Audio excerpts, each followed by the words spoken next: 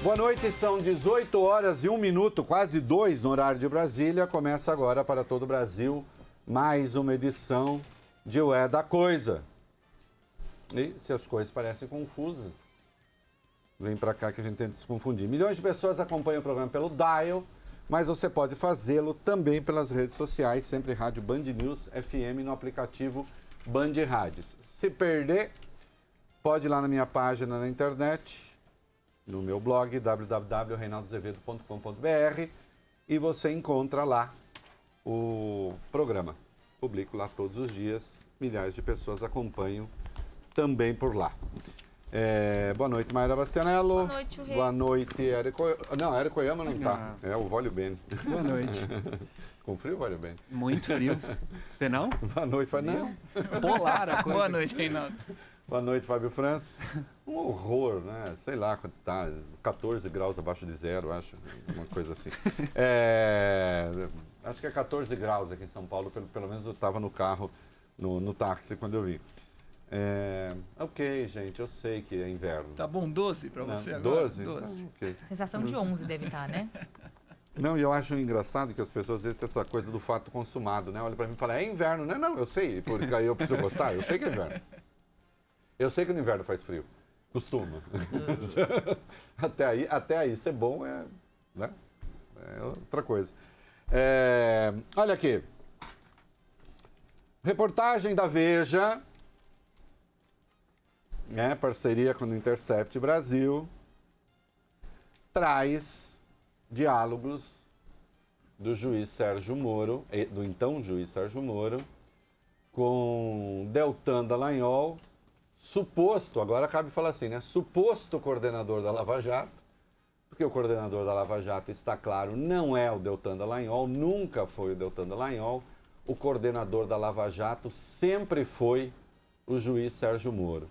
Aliás, até a excelente matéria da Veja tem ali um momentozinho que tem uma distração. Fala que o juiz pertence à Força Tarefa. Não, ele não pertence à Força Tarefa. Se juiz pertencer à Força Tarefa, ele deixa de ser juiz. A Força Tarefa é a força encarregada da investigação e da acusação, no caso, por intermédio do Ministério Público.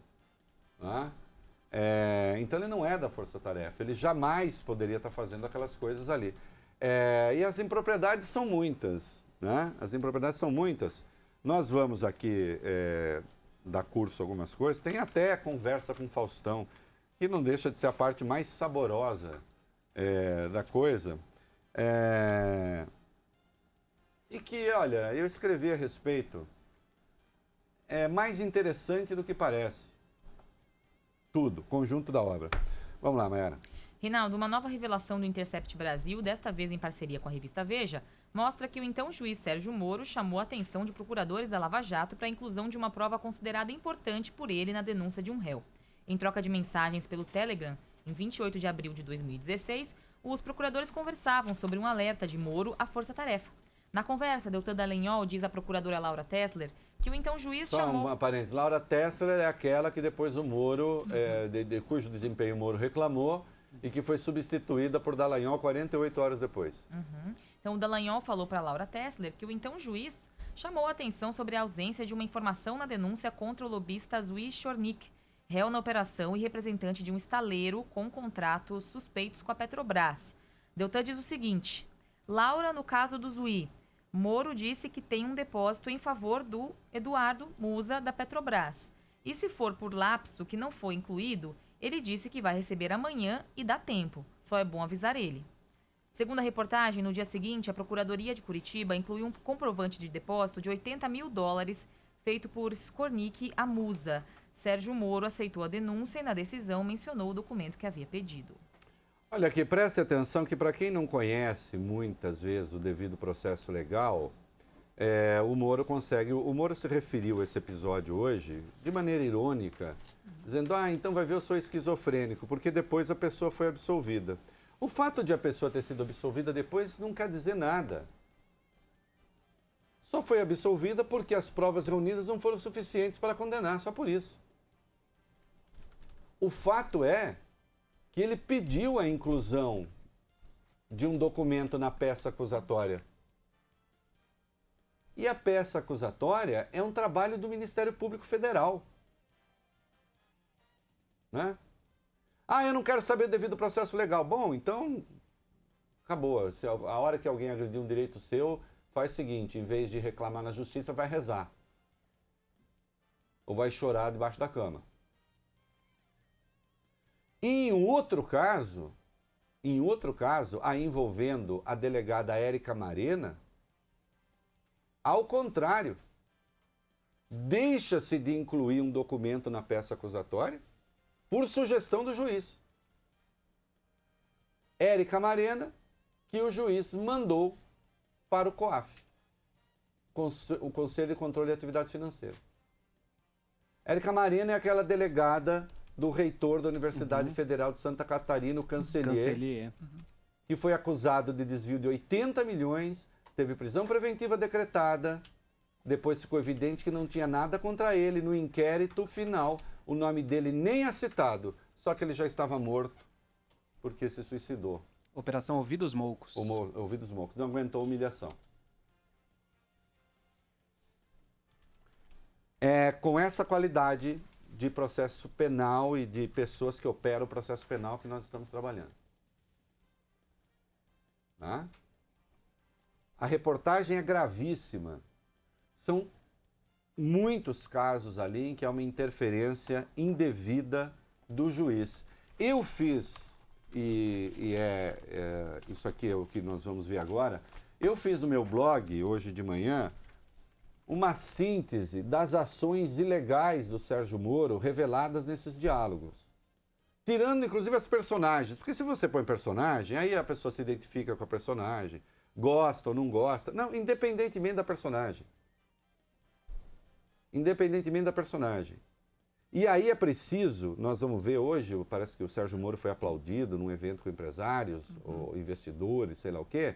Certamente todos eles querem ser julgados um dia por um juiz com aquela isenção. Não é isso? Nas suas demandas. Porque existem demandas. Né? Não existe um empresário que não tenha demanda na justiça. É normal isso. E todos eles certamente querem um juiz que faça essas coisas aqui. Vai lá, vale bem.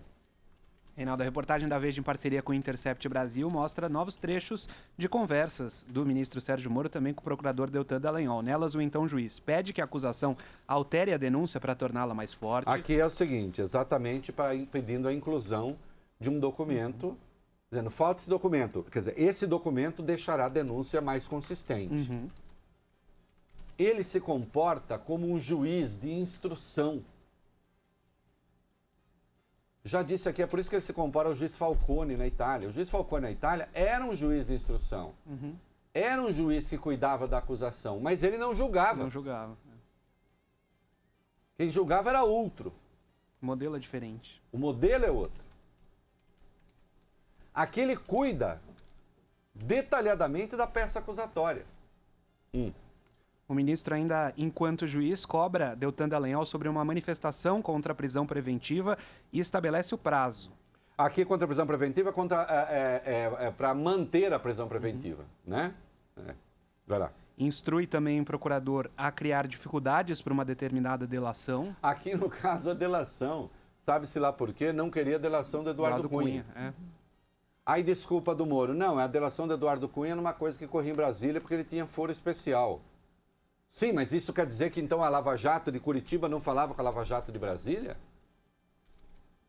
E sem saber o conteúdo da delação. E sem saber o conteúdo da delação?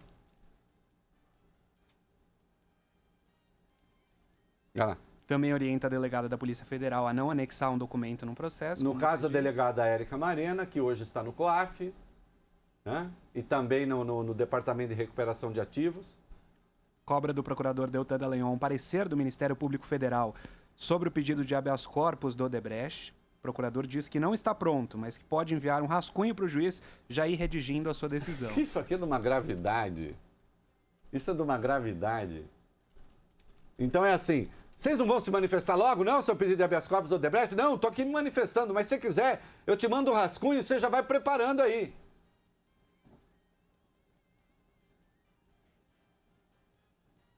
Siga. Toma uma decisão, tudo indica, antes mesmo de o Ministério Público Federal deflagrar uma operação. Leiam lá a reportagem. Leiam lá a reportagem.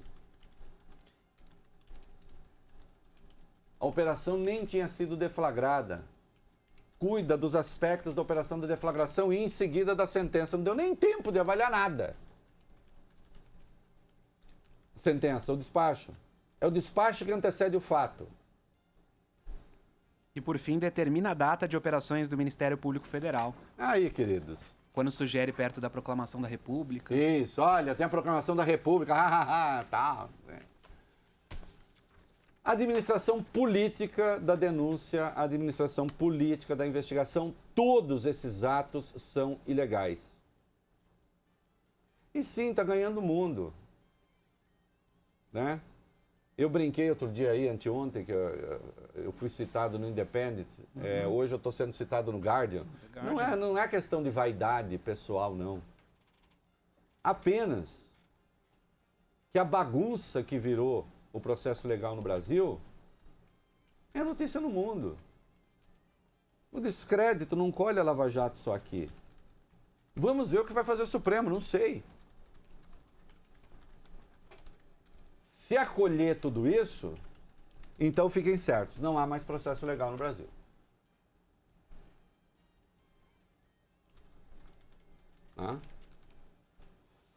E há, claro,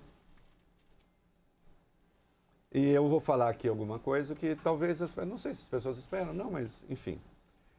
O Faustão atuou pelo menos uma vez, né? Não sei se foi regular ou não, como conselheiro do Sérgio Moro. Né? Vai, Fábio Cuba. Reinaldo, a reportagem também mostra que o coordenador da Força Tarefa Lava Jato em Curitiba, Deltan Dallagnol, teve um encontro com Edson Fachin e depois do encontro exaltou a figura do ministro. Além disso, então o juiz Sérgio Moro recebeu um conselho, como você disse, do apresentador Fausto Silva. Não, mas aqui, peraí, aqui o Érico juntou... não, tá aqui, tá tudo junto. Tá bom, vai lá. Vamos lá, aspas então para o trecho da matéria sobre isso. As conversas entre membros do Ministério Público Federal assumem várias vezes o tom de arquibancada, com os membros da Força Tarefa vibrando e torcendo a cada lance da batalha contra os inimigos. Em 13 de julho de 2015, Dallagnol sai exultante de um encontro com o ministro Edson Fachin e comenta com os colegas de MPF, aspas para o Dallagnol. Caros, conversei 45 minutos com o Fachin. Ahá, uhul. O Fachin é nosso. Uhul, o Fachin é nosso. Isso. A preocupação Só um minutinho, Fachin. O Fachin, o Edson Fachin, é nada menos do que o relator do Petrolão no Supremo, que substituiu o ministro Euri Zavascki, que morreu. Edson Fachin já homologou as coisas com a devida vênia, ministro, que eu considerei algumas as mais disparatadas e endossou as prisões preventivas as mais exóticas.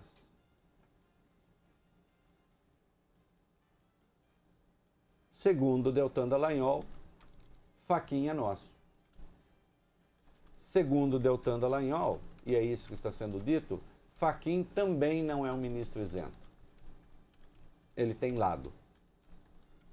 E atenção, não me venha falar tem lado que é o combate à corrupção, porque exceção feita a corruptos.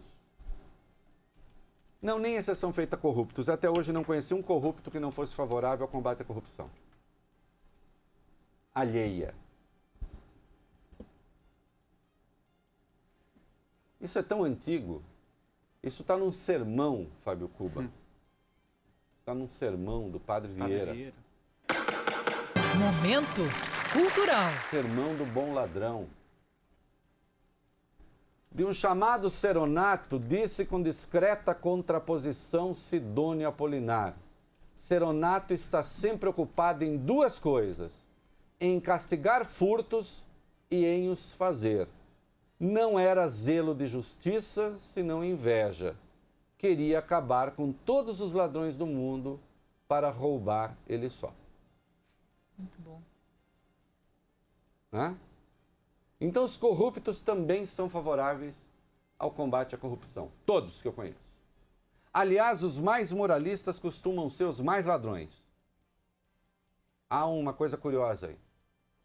Não sei se é só hipocrisia e safadeza, mas deve ter até algum elemento de compensação psicológica também. O cara rouba, mas acha que se tiver uma opinião contra o roubo, ele está desculpado. Dói menos. Porque aí ele diz, eu roubei, mas foi necessário, não é que eu defenda. Não é? Então todo mundo é contra a corrupção. Até os corruptos. Em especial os corruptos. Fachin é nosso? Porque ele é contra a corrupção. Quem não é? Acontece que o ministro está lá para zelar pelo devido processo legal. Quando o órgão acusador diz o juiz é nosso, desapareceu o devido processo legal. Aí você poderia dizer, mas a prática do Fachin não indica que o Fachin é deles. Infelizmente, a prática do Fachin indica que o Fachin é deles.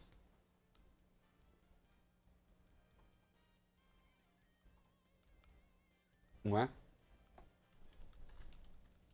Já temos um outro ministro, in folks we trust, conforme revelado por esse programa com exclusividade. Ao que disse Sérgio Moro, muito sendo irônico de novo, ele está achando que ele está na posição de ser irônico. Melhor confiar no ministro do Supremo do que não confiar. Claro que sim. Acontece que era o juiz, ele, Sérgio Moro, conversando com o representante do órgão acusador, Deltan Dallagnol. Representante do órgão acusador, e atenção, agora fica claro, essas conversas da Veja, a importância dessas conversas da Veja é o seguinte, não era Deltan Dallagnol coordenador da Lava Jato, coordenador da Lava Jato sempre foi Sérgio Moro.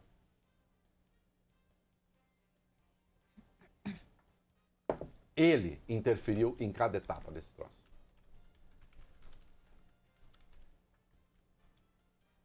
Não é? Vamos seguir. Continue então a ler um trecho da matéria, isso. Reinaldo. A preocupação da Força Tarefa com a comunicação para a opinião pública era constante. Em 7 de maio de 2016, Moro comenta com Dallagnol que havia sido procurado pelo apresentador Fausto Silva. Segundo o relato do juiz, o apresentador o cumprimentou pelo trabalho na Lava Jato, mas deu um conselho, aspas. Ele disse que vocês, nas entrevistas ou nas coletivas, precisam usar uma linguagem mais simples, para todo mundo entender, para o povão. Diz que transmitiria o recado. Conselho dado de quem está há 28 anos na TV. Pensem nisso. Fecha aspas. Procurado pela Veja, Fausto Silva confirmou o encontro e o teor da conversa entre ele e Moro. Ô louquinho meu! Ô louquinho meu! Ô louquinho meu! Olha, vamos lá. Falemos de Fausto Silva. Fausto Silva é um dos maiores comunicadores do país, comunicador de massa do país, sem dúvida nenhuma. E eu não duvido em nenhum momento de que Fausto Silva tem muito a ensinar sobre comunicação popular a qualquer pessoa. Não está há 3 décadas ou mais na televisão porque não saiba fazer aquilo. Sabe e faz bem. Não é? Portanto, que o Fausto Silva dê conselhos de comunicação ao juiz, aos procuradores, eu compreendo plenamente. É uma pena, não obstante, que Sérgio Moro e os procuradores não possam dar conselhos a Fausto Silva sobre lei. Ou seja, Fausto Silva tem o que ensinar sobre comunicação popular a Moro e aos procuradores. Mas Moro e os procuradores não têm como ensinar Fausto Silva sobre o devido processo legal. Não, eu não vou censurar o Faustão por ter feito isso, não. É muito provável que tenha sido bom propósito que o moveu a ligar para dar as dicas. Certamente convencido, como muita gente, de que a Lava Jato está fazendo um bom trabalho, de que estava combatendo a corrupção. Fausto Silva, aliás, não tem nem a obrigação da precisão. Sim, eu estou falando de um cara que é da Globo. O jornalismo da Globo tem a obrigação da precisão, o Fausto Silva não. Ah, mas ele se mete a falar de um monte de coisa. É, celebridade no Brasil, artista fala sobre um monte de coisa. Ele não é o único. Ele não é o único. Se tiver um debate sobre física quântica, daí eles entram para falar. Entendeu? Falam, opinam. É normal, é da democracia. Você só não pode tomar a palavra de um apresentador de televisão como se fosse a verdade. Não quer dizer que seja mentira também. Só quer dizer que não é a palavra avalizada necessariamente.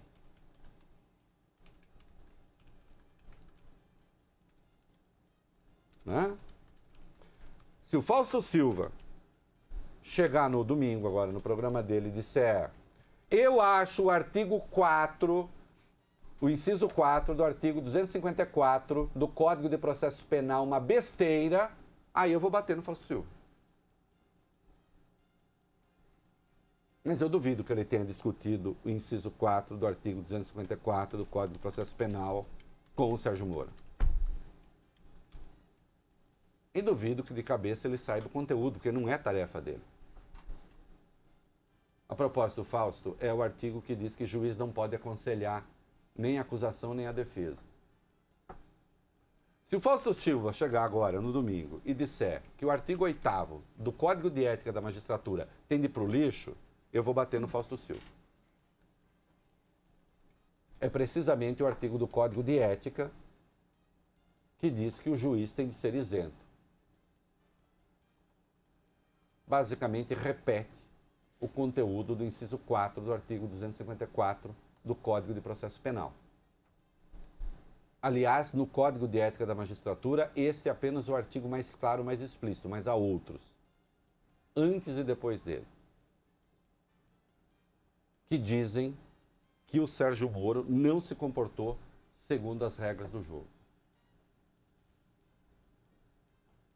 Se no próximo domingo o Faustão chegar no programa dele e disser que essa história de sociedade de contrato é uma porcaria, porque o Código de Processo Penal é um contrato que a sociedade faz. O Código de Ética da Magistratura é outro. Se o Faustão disser que é tudo uma porcaria, que não serve para nada, eu vou perguntar se ele tem contrato com a Globo e se ele tem contrato com as empresas que fazem merchandising no programa dele. E ele certamente os tem. E deve tê-los. Está correto? Mas eu não creio que ele vá fazer nada disso e que eu saiba não fez nada disso. Porque é uma saída fácil aí, né? Ah, não me venha com esse negócio de lei. Ah, eu preciso perguntar se ele atua e trabalha segundo as regras do jogo. Ou se as leis devem valer para alguns, mas não devem valer para outros. Não é? Então, por favor, não censurem o Faustão por ter dado dica ao Sérgio Moro. Ele o fez por bem. Convenham, a imprensa não foi menos submissa à Lava Jato do que o Faustão. Com a diferença de que a imprensa não podia sê-lo e o Faustão até sim. É uma personalidade, um artista. Né? Uma dica privada. Veio ao público agora. Né? Só é uma pena que os seus interlocutores nada pudessem lhe ensinar sobre o devido processo legal. Ao contrário, eles o desviaram do caminho. E aí, queridos, vamos ver. O Sérgio Moro está se mostrando um notório e notável espancador da língua portuguesa. Né? Quando ele diz que o Faustão está na TV há 28 anos, este A está sem H. Errou! O Azinho sem H. Mais uma vez o verbo haver, mas é uma obsessão dessa gente.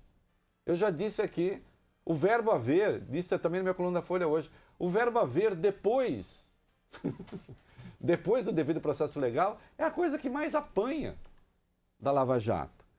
E esse é um ministro, nós não podemos esquecer que esse é o ministro que largou num depoimento no Congresso, a palavra cônjuge. Errou! Oh, São as videocassetadas do português, Reinaldo. exatamente. Largou a palavra cônjuge. Mas, não só, ele largou a palavra cônjuge, mas também, de novo o verbo haver, haviam circunstâncias. Errou! É. E disse das coisas que podem vir. Errou! Depois, comentando no programa do Bial, esse seu desempenho, a palavra cônjuge, ele disse, sob o pretexto de afirmar que não tem rusga com ninguém, que ele não tinha rugas com ninguém. Errou! No depoimento recente às comissões da Câmara, afirmou que a Lava Jato estava sobre ataque, em vez de dizer sob ataque. Errou! Agora, o há 28 anos sem H. Errou! E a mais saborosa de todas, né? Falando com o Dallagnol, agradeço se você me manter informado sobre isso. Errou! Ô, louquinho, meu! Em vez de mantiver. Subjuntivo. Futuro do subjuntivo. Presta atenção numa coisa. Que essa é a minha área. Original. Gramática não é critério moral. As pessoas podem dizer as maiores barbaridades e pregar as maiores atrocidades com português impecável. E podem, muitas vezes, numa linguagem torta, numa linguagem crua, numa linguagem sem obedecer aos padrões da gramática normativa, né? Falar verdadeiras poesias. Guimarães Rosa explorou muito isso. Parte, na verdade, ele inventava. Parte você via que era a criação de um autor de primeiríssima qualidade.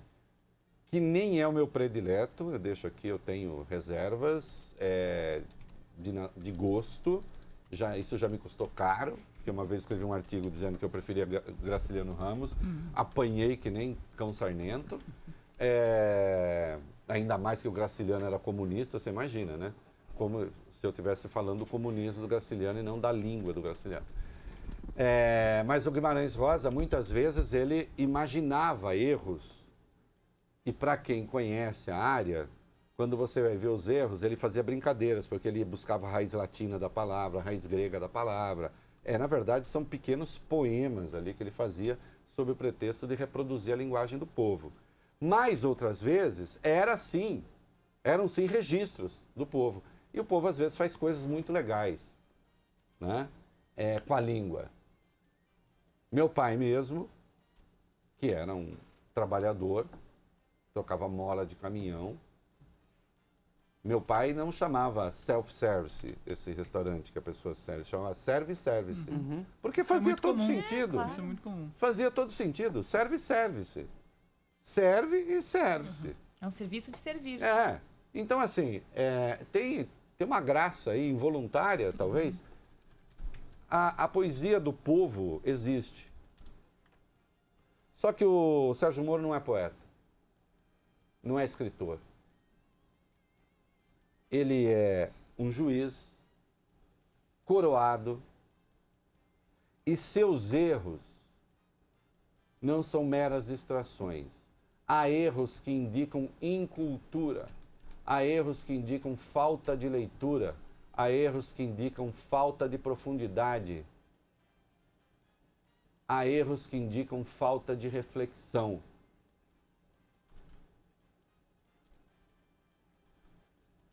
Ele poderia ser um jurista melhor do que é usuário da língua. Mas, infelizmente, não é. Tá certo? Sei lá. O que eu sugiro ao Sérgio Moro? A música Língua, do Caetano Veloso, por exemplo, embora o Caetano seja, não sei, não deve estar mais humorista, até outro dia ele estava, né? O senador Randolfo Rodrigues o empurrava para esse negócio. Agora o senador Randolfo Rodrigues começou também a tirar o pé do acelerador. Um monte de gente começou a tirar o pé do acelerador. Até porque essas coisas mal começaram a sair. E aqueles que poderiam efetivamente combater a corrupção, porque a corrupção existe e existiu, dentro do devido processo legal, preferiram organizar um projeto de poder. E que teve interferência não só nas eleições federais, como nas eleições estaduais. E eu estou fazendo um levantamento detido disso e vocês vão ver que quando eu falei que havia um partido da polícia, o PAPOL, eu não estava brincando nem fazendo firula. Né? Tem a língua aí para a gente fazer a passagem? Vamos para o comercial.